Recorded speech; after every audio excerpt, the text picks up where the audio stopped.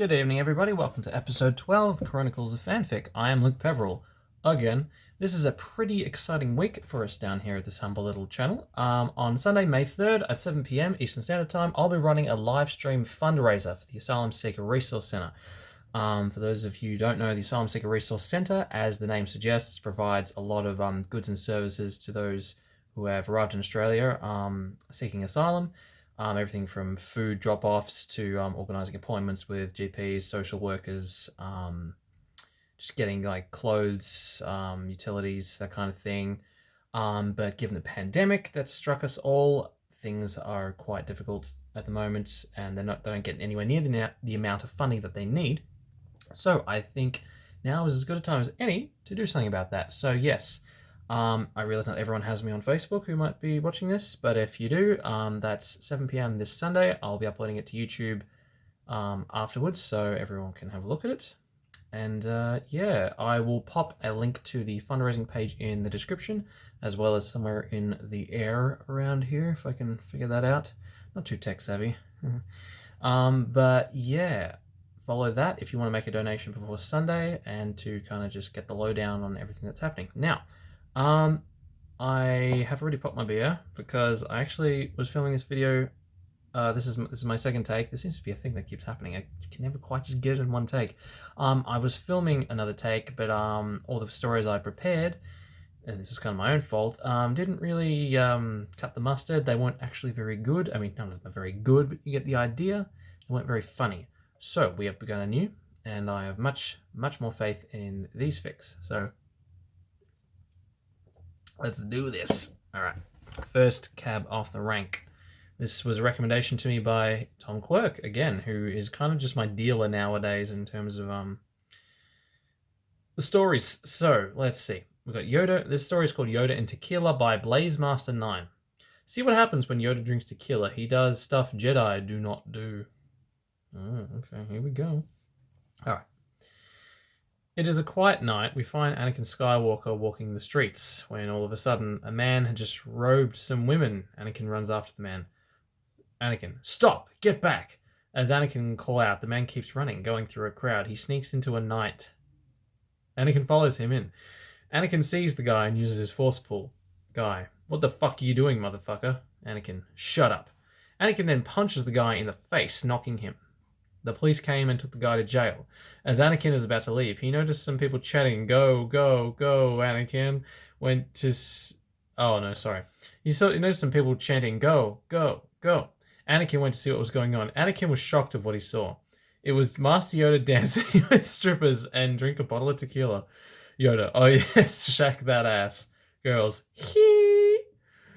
Anakin, Master Yoda, what are you doing? Yoda, oh fuck. Yoda was shocked to see Anakin. No Jedi knew that Yoda would do this. Yoda, oh Skywalker, what are you doing here? Anakin, what am I doing here, you ask? What are you doing? And this against the code of the Jedi. Yoda, look, Anakin, come with me and I will explain. As Yoda gets off the stage, Anakin starts to follow him to a back room. The back room looks like it is reserved for Yoda. In the room, you find hose everywhere.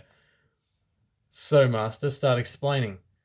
Well, you see, Skywalker, I come here to unwind, to have some fucking fun. It all happened 2 years ago, when by accident I drank a whole bottle of tequila. I was drunk as fuck. I was cussing, fuck hoes, doing crazy shit that Jedi do not do, but I realized I barely remember any of it. And what I don't remember doesn't hurt me or others. So you're saying I can have beer and do crazy shit? No, beer is not good. Does not get you drunk. Drink tequila, then it is okay. I see. If I drink a lot of tequila, I can do crazy shit and have sex with girls.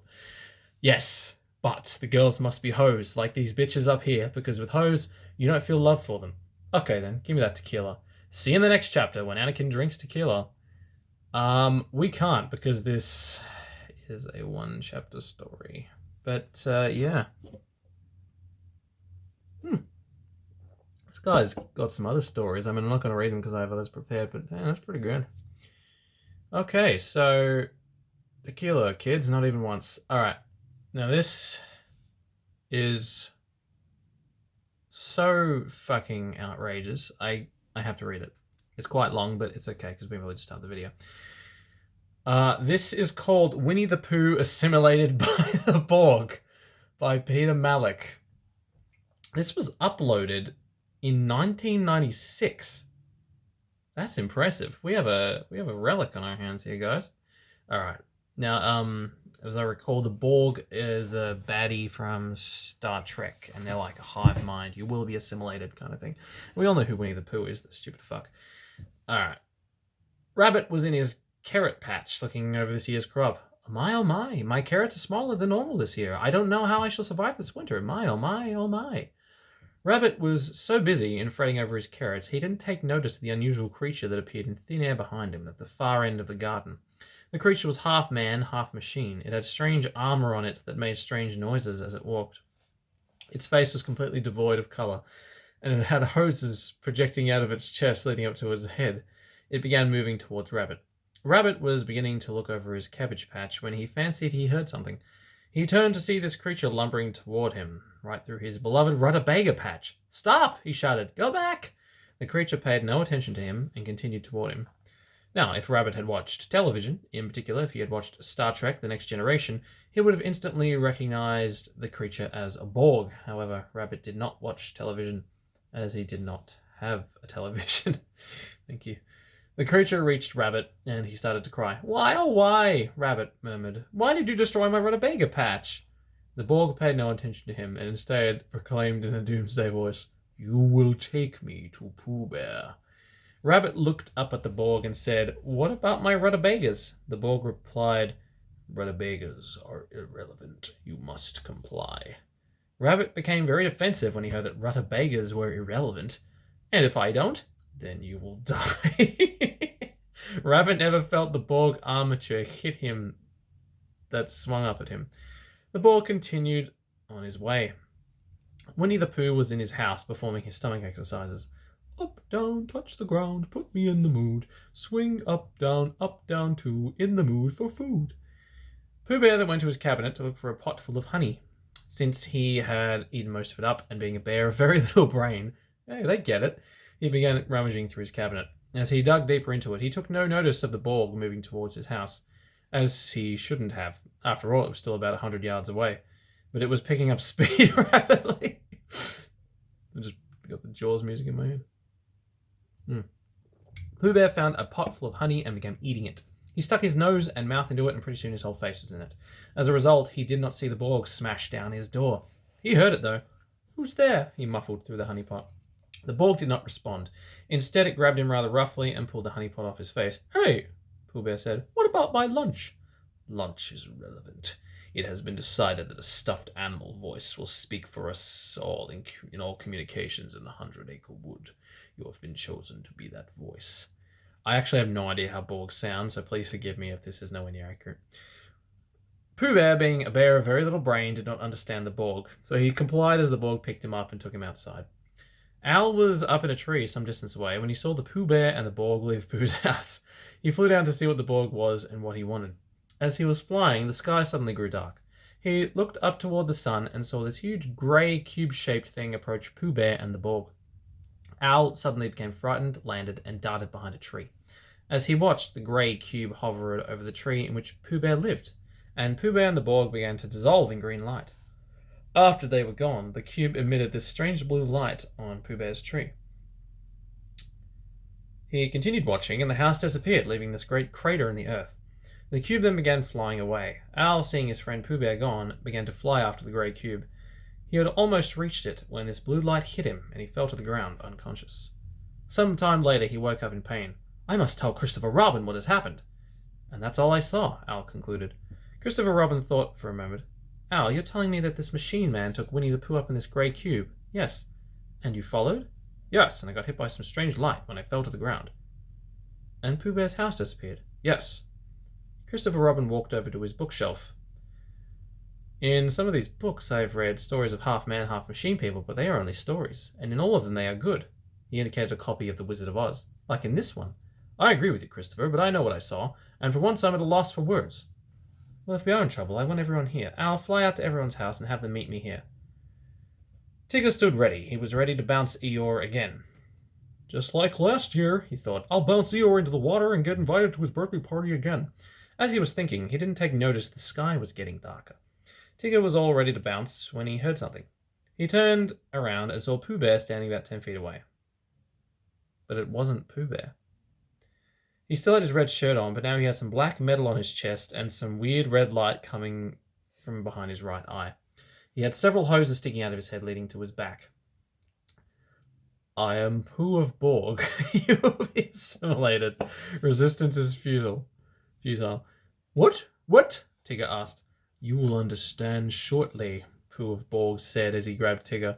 Tigger suddenly fell unconscious. Both he and Pooh disappeared in a strange green glow. The huge grey cube hovering above took off.